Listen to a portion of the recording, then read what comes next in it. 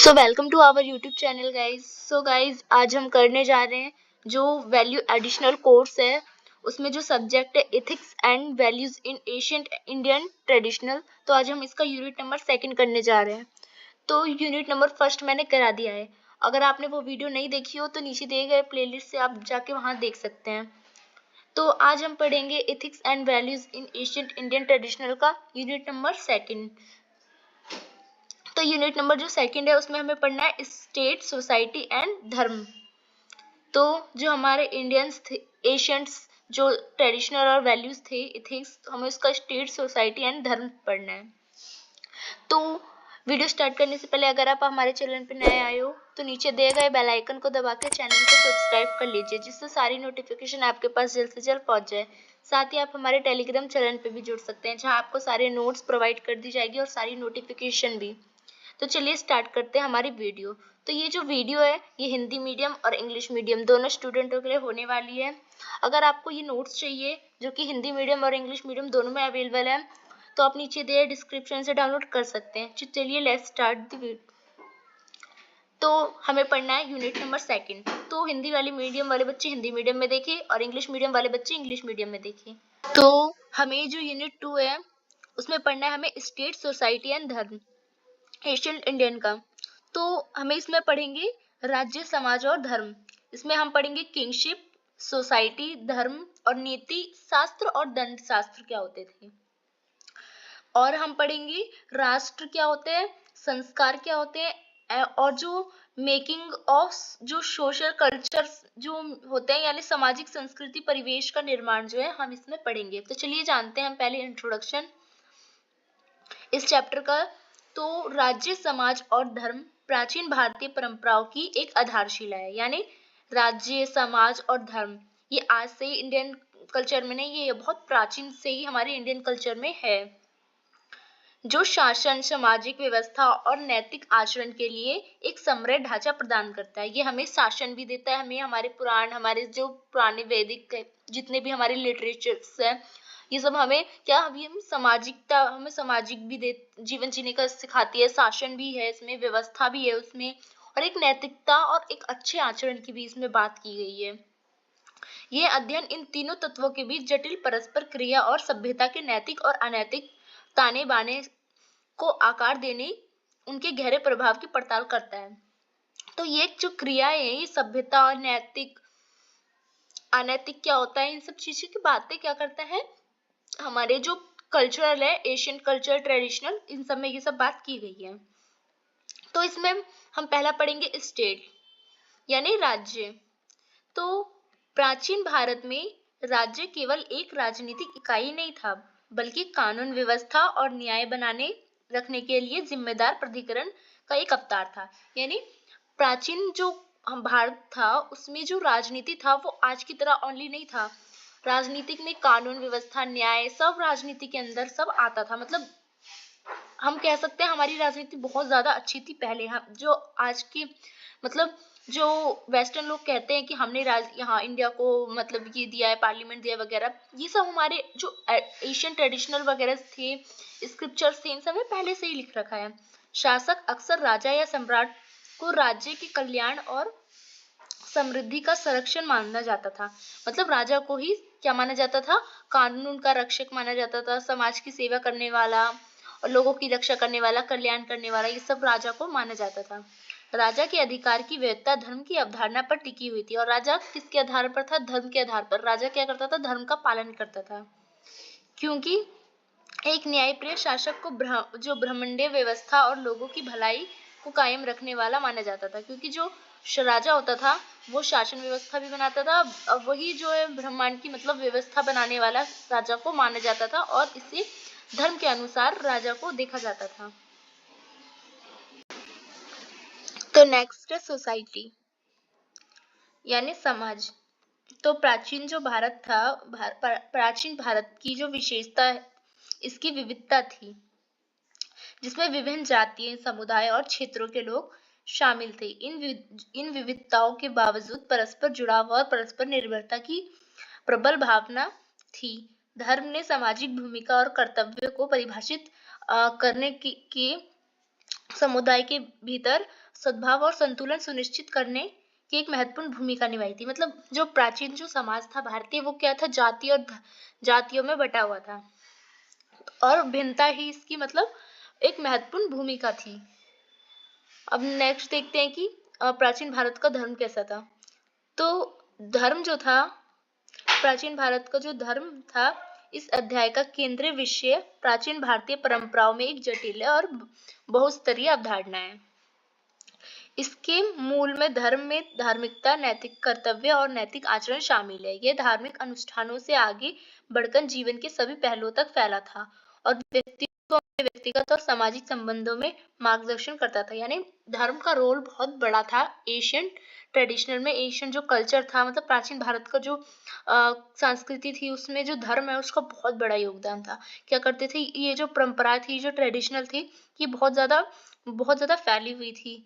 इसमें नैतिक बातें सिखाई जाती थी, मतलब मॉरल चीजें सिखाई जाती थी, लोगों से इंटरेक्ट करना सिखाया जाता था, समाज में कैसे संबंध बनाया जाए, राजा कैसा करा जाए, धर्म के अकॉर्डिंग हर चीज होता था। धर्म यानी जो ऐसा काम हो जो असत्य ना बोले, अच्छा काम करे, लोगों की भलाई करे, वही धर्म है।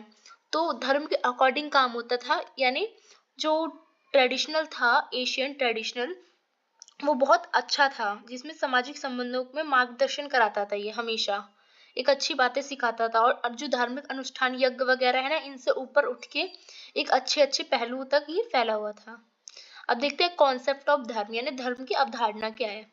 तो प्राचीन भारतीय संदर्भ में धर्म की बहुआयामी अवधारणा है ना, बहुत सारी अवधारणा है जो उनकी नैतिक भी होती है, सामाजिक, लौकिक व्यवस्था, सामूहिक धार्मिक मार्ग, नैतिक कर्तव्य, नैतिक संहिता संदर्भित करता है, जिसका व्यक्ति से अपने जीवन में पालन करने की अपेक्षा की जाती है। यानी जो धर्म की अवधारणा है, मतलब धर्म की अवधारणा में बहुत सारी चीजें आ जाती है। नैतिक चीजें भी सिखाई जाती हैं धर्म में, समाज से रिलेटेड, लौकिक, मतलब लौकिक भी, परलौकिक भी, नैतिक कर्तव्य, नैतिक संहिता, कानून, व्यक्ति को कैसे करना चाहिए, मतलब जीवन कैसे जीना चाहिए, सब चीज धर्म के अकॉर्डिंग, राजा को क्या करना चाहिए, धर्म की अवधारणा में सब आ जाता है। बहुत अच्छी बातें आती है धर्म की अवधारणा में। तो ये मात्र धार्मिक रीति रिवाजों और रीति रिवाजों से परे है। मतलब ये ओनली धर्म है, ये धार्मिक रीति रिवाजों में समझना, मतलब सिर्फ यज्ञ है, पूजा पाठ, धर्म इसे नहीं कहते। धर्म यानी नैतिक मूल्यों पे चलना, धर्म यानी समाज में संबंध बिठाना, धर्म यानी राजा का एक अच्छा कर्तव्य करना, प्रजा को पिता, मतलब अब जो प्रजा है उसको, राजा को अपने पिता के समान मानना।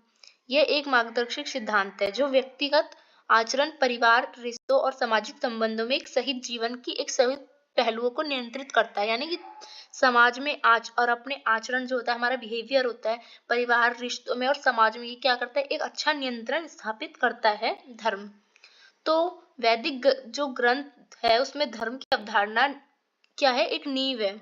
ऋग्वेद और अन्य जो ग्रंथ है, इसमें आचरण और नैतिक व्यवहार जो है इसका महत्व पर जोर देते हैं ये लोग। मतलब धर्म के अकॉर्डिंग ये लोग जो नैतिकता पे जोर देते हैं कि धर्म क्या है, नैतिक अच्छे काम करना, नैतिकता, किसी के लिए दयालु होना, किसी के प्रति अच्छी भावना रखना, नैतिक मूल्यों को ही धर्म कहा गया है। उपनिषद धर्म के दार्शनिक पहलुओं में गहराई से उतरते हैं और परम वास्तविकता यानी ब्राह्मण और स्वयं आत्मा के साथ इसे संबंध से जोड़कर दिखाते हैं। यानी धर्म को जो ब्रह्मा होते हैं और जो आत्मा होती है उससे जोड़ के क्या क्या दिखाया गया है उपनिषदों में। अब देखते हैं सोर्स ऑफ धर्म, यानी जो धर्म है उसके स्रोत क्या है। तो धर्म की अवधारणा की जड़ें प्राचीन भारत के विभिन्न पवित्र ग्रंथों और साहित्यों से मिलती है।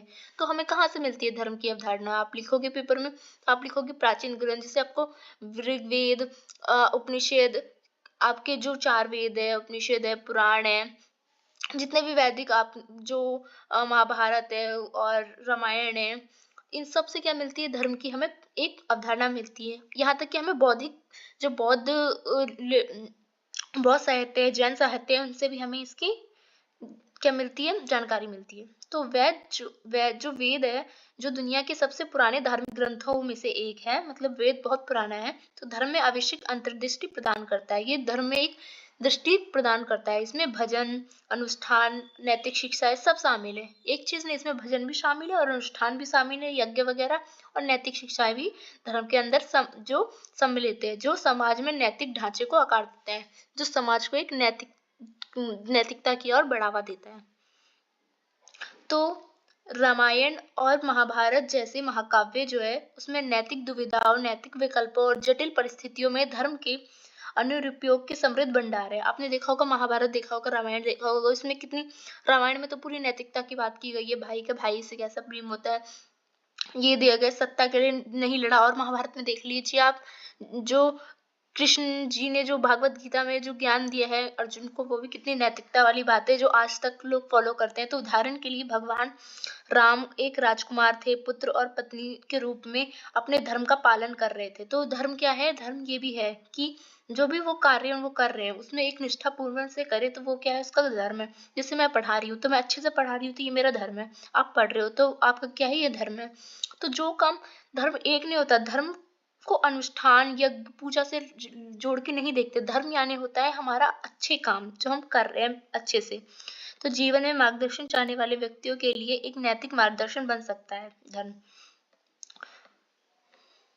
तो इसके अतिरिक्त स्मृतियां, जो कि प्राचीन जो मनुस्मृतियां हैं, इन सब में भी क्या मिलती है हमें, धर्म की जानकारी इन सब से भी मिलती है। सामाजिक आचरण शासन के लिए विशिष्ट दिशा निर्देश प्रदान करती है। ऐसे में मनुस्मृति और अर्थशास्त्र उल्लेखनीय है। जो कौटिल्य का अर्थशास्त्र है उसमें भी इसकी बात की गई है धर्म की, जो धर्म को कायम रखने के लिए व्यक्ति, शासकों और राज्य की भूमिका और जिम्मेदारियों पर विस्तार से बताते हैं।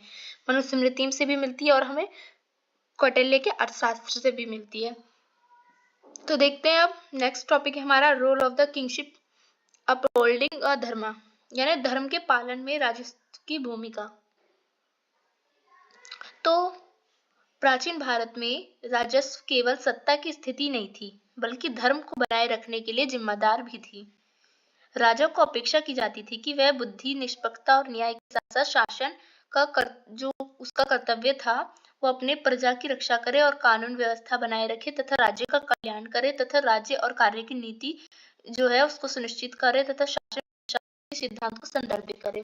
तो प्राचीन भारत में जो राज्य था उसका काम केवल सत्ता नहीं था, मतलब ओनली पॉलिटिक्स करना ही नहीं था, बल्कि उसको धर्म का पालन करना था, धर्म को बनाए भी रखना था अपने राज्य में, तथा अपनी बुद्धि, उसकी बुद्धिता होनी चाहिए, उसमें निष्पक्षता होनी चाहिए, सबके साथ न्याय करना चाहिए, एक समान मानना चाहिए, सबको अपने कर्तव्य का पालन करना चाहिए, प्रजा की रक्षा करना चाहिए, कानून बनाना चाहिए, राज्य का कल्याण करने के लिए अच्छे अच्छे काम करने चाहिए, कार्य बनाने चाहिए, नीति कानून बनाने चाहिए, शासन प्रशासन का, ये सब सिद्धांत इसमें शामिल होते थे धर्म के पालन की।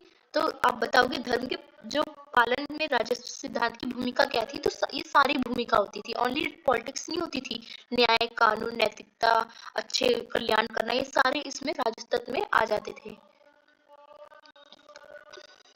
तो नेक्स्ट है, हम पढ़ेंगे नीति।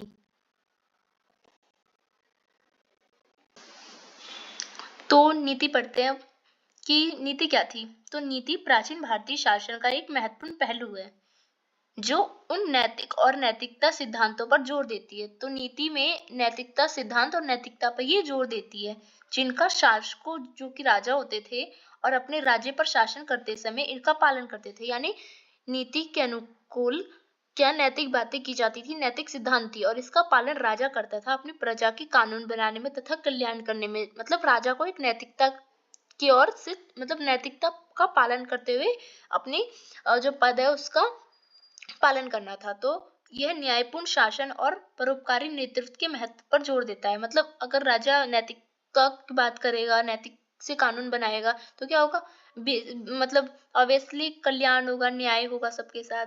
एक धर्मी राजा वह होता है जो अपनी प्रजा के सर्वोत्तम हित के कार्य करता है, उनके लिए कल्याण करता है, सुरक्षा करता है और समृद्धि को सुनिश्चित करता है। अच्छा राजा तो वही होता है जो अच्छे अच्छे काम करता है, समृद्धि करता है, सुरक्षा करता है प्रजा की और अच्छे अच्छे कल्याण करता है। तो नीति में क्या की गई है, नैतिकता की बात की गई है, और नैतिकता की बात राजा के लिए की गई है, और राजा नैतिक का पालन करेगा तो क्या होगा, जनता का कल्याण होगा तो सुरक्षा, समृद्धि, ये सब क्या होगी, राज्य में आएगी। तो नीति द्वारा निर्देशित नेतृत्व में बुद्धिमान सलाह के आधार पर निर्णय लेना और लोगों के लिए परिणामों पर विचार करना शामिल है। यानी नीति द्वारा ही क्या होता था, जो सलाह लेते थे राजा, वो इसके द्वारा ही लेते थे और क्या करते थे, प्रजा को न्याय देते थे।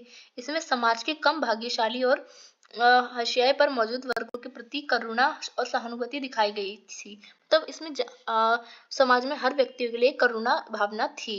नीति का पालन करने वाले नेता अपनी प्रजा द्वारा सम्मिलित प्रिय होते थे। मतलब जो भी नीति का पालन करता था वो जो जनता का प्रिय होता था और समाज में इसको बढ़ावा देते थे वो। तो नीति के संदर्भ में जो बुद्धित और गुण एक का जो राजा के चरित्र का आधार बनते थे, तो नीति के संदर्भ में ही बुद्धि और गुण होते थे, तो वो क्या होते थे, राजा का एक आधार होता था कि राजा कैसा है। तो प्राचीन भारतीय ग्रंथ सीखने के अनुभव और आत्मशिक्षण के माध्यम से प्राप्त ज्ञान महत्व पर प्रकाश डालते हैं। एक बुद्धिमान नेता के पास सही और गलत के बीच अंतर करने और उचित निर्णय लेने की क्षमता होती है, जिसका व्यापक लाभ होता है।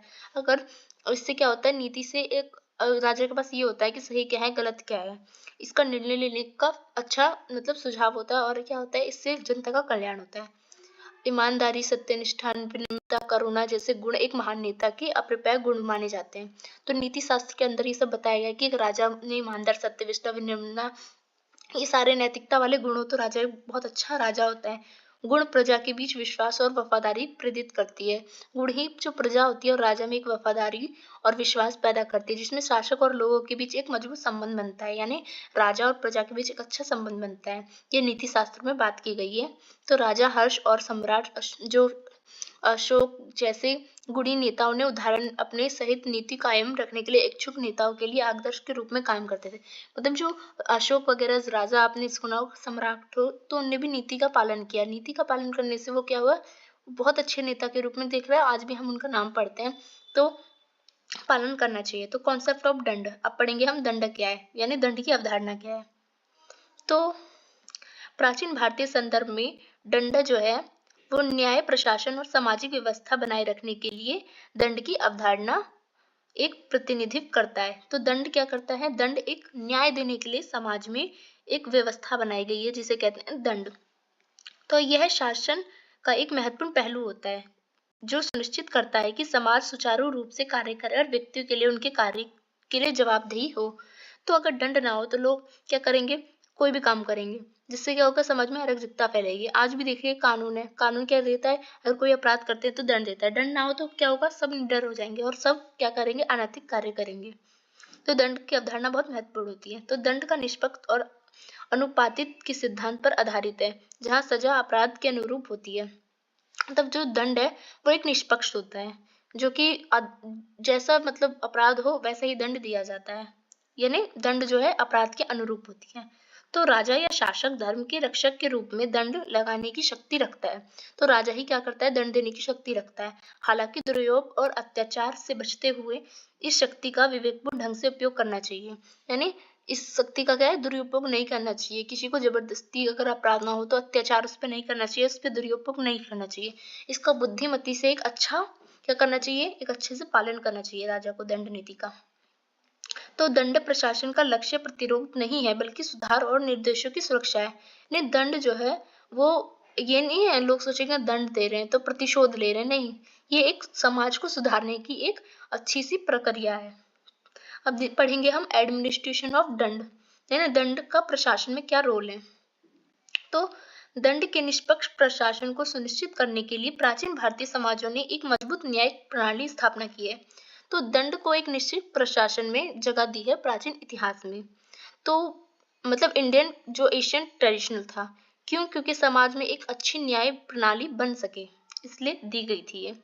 तो राजा बुद्धिमान और जानकार न्यायाधीशों की नियुक्ति करेगा जो धर्म की व्याख्या करेंगे और तदनुसार न्याय करेंगे। अभियुक्तों को अपना बचाव करने का अधिकार था और गवाहों को गवाही देने के लिए बुलाया गया था। जैसे आज होता है ना, क्या गया था, एशियन ट्रेडिशनल में भी राजा क्या कहते थे, एक अच्छे अच्छे पद पे न्यायाधीश रखते थे, जैसे कि कोर्ट में होते हैं। वो क्या करते थे, जनता को न्याय देते थे, जैसे आज भी देते हैं। और लोगों को जैसे आज भी गवाही देने का मौका मिलता है, तो पहले भी गवाही देने का अपने जो जुर्म होते हैं उसके प्रति कुछ बोलने का अवसर मिलता है। तो निर्णय की प्रक्रिया में परिस्थिति और अभिव्यक्ति का कार्य के पीछे मंशा और सर्वपूर्व विचार करना शामिल था। तो निर्णय के पीछे प्रक्रिया और परिस्थिति क्या थी, ये सब भी देखा जाता था एशियन ट्रेडिशनल में। तो जो एशियन ट्रेडिशनल है उसकी दंड नीति में, तो इस दृष्टिकोण ने यह सुनिश्चित किया कि सजा निष्पक्ष और उचित थी, निर्दोष व्यक्तियों की गलत तरीके से दंडित नहीं किया गया था। मतलब जो एशियन ट्रेडिशनल था उसमें जो दंड नीति थी उसमें क्या किया था, निष्पक्ष एक न्याय दिया जाता था, निर्दोषों को बिल्कुल दंड नहीं दिया जाता था और दंडित किया जाता था उन लोग को जो अपराध करते थे। और ये एक अच्छी मतलब क्या थी, एक विचारधारा थी, एक अच्छी कानून थी जिसको लागू किया गया था। इसके अलावा प्रश्चित जो तपस्या के विचार ने अपराधियों को पश्चाताप करने और सुधारने का अवसर प्रदान किया। इस प्रकार दंड पूर्वाभास पहलू को मजबूत किया। मतलब इसके अलावा क्या किया गया था, कई तपस्या के विचार द्वारा जो तपस्वी थे जो अपराध करते थे उनको दंड को सुधारने का भी उनको मौका दिया गया था, उनको एक पश्चाताप करने का मौका दिया गया था और दंड ना देके उनको छोड़ दिया जाता था, जिनसे अच्छा एक क्या मिलता था, एक अच्छा एक मजबूत उन्होंने दंड नीति को बनाया इस माध्यम से। अब पढ़ेंगे हम राष्ट्र क्या होता है। तो यानी एशियन ट्रेडिशन में राष्ट्र की क्या भूमिका थी। तो प्राचीन भारतीय परंपराओं में राष्ट्र का तात्पर्य है किसी राष्ट्र की सामूहिक पहचान से, किसी कोई भी राष्ट्र की सामूहिक पहचान, जैसे कि भारत है, अमेरिका है, या तो क्या है राष्ट्र की पहचान ऐसे। इसके न केवल भौगोलिक सीमाएं बल्कि इसके लोगों की साझा संस्कृति, मूल्य और आकांक्षाएं भी शामिल थे। ये ओनली भौगोलिक क्षेत्र को ही जोड़ के नहीं होता था बल्कि लोगों की संस्कृति और उनकी जो मूल्य आकांक्षा होती थी इसको जोड़ के ये बनता था जिसको राष्ट्र कहते थे। तो राष्ट्र ने व्यक्तियों के हितों से ऊपर उठकर समग्र रूप से समाज की एकता और भलाई पर जोर दिया है। राष्ट्र की अवधारणा ने प्राचीन भारतीय सभ्यताओं में संस्कृति ताने बाने को आकार देने में महत्वपूर्ण जो भूमिका निभाई है। तो इसका विस्तार राजनीतिक सीमाओं से परे था। इसकी विशेषता विभिन्न समुदाय के बीच भाईचारा और आपसी सम्मान की भावना बढ़ाना था। तो जो राष्ट्र है इसका विस्तार राजनीतिक सीमाओं से परे था। इसकी विशेषता विभिन्न समुदाय के बीच भाईचारा ये सब बनाना था। तो यह सांस्कृतिक, लोकचारिक, सामाजिक संरक्षण और पोषण के लिए जिम्मेदार थी। तो इसके अंतर्गत क्या होता था, लोकचारा होता था, भाईचारा होता था, सामाजिक संरक्षण होता था और क्या होता था, लोगों का पोषण होता था। तो अब पढ़ेंगे हम role of the king in राष्ट्र। तो मतलब राष्ट्र में राज्य की क्या भूमिका होती थी। तो नेक्स्ट है कि राज्य ने शासन और सुरक्षा के लिए रूपरेखा प्रदान की, जबकि समाज ने संस्कृति, मूल्यों के संरक्षण और प्रशासन में योगदान दिया। मतलब राज्य जो है उसने शासन और प्रशासन की सुरक्षा में रूपरेखा प्रदान की और समाज ने क्या करा, समाज ने संस्कृति, मूल्य, संरक्षण और प्रशासन में योगदान दिया।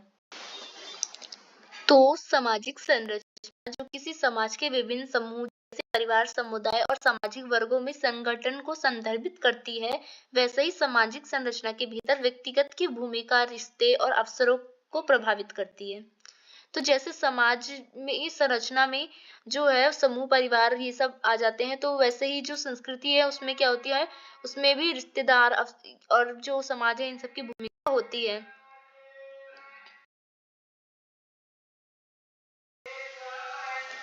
तो बदले में संस्कृति ने समाज के मापदंडों और प्रथाओं को प्रभावित किया।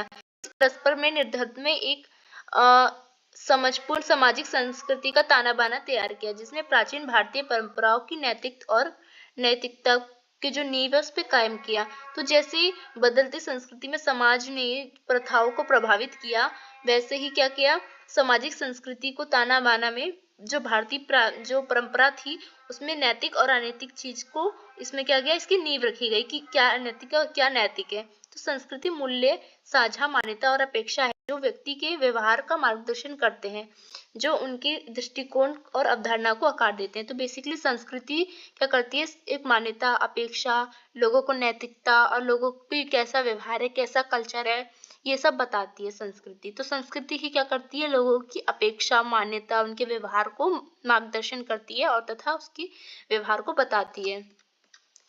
तो ये जो आपका सेकंड यूनिट था ethics and values in Asian traditional Indian traditional, तो इसका जो यूनिट नंबर सेकंड था जिसमें हमने स्टेट, सोसाइटी एंड धर्म, ये सब हमने किंगशिप, सोसाइटी, ये सब पढ़ लिया। तो ये वीडियो अगर आपको अच्छी लगी हो तो लाइक कीजिए एंड शेयर कीजिए और आपकी क्या राय है इंडियन ट्रेडिशनल पे, तो आप कमेंट सेक्शन में ज़रूर बताइए।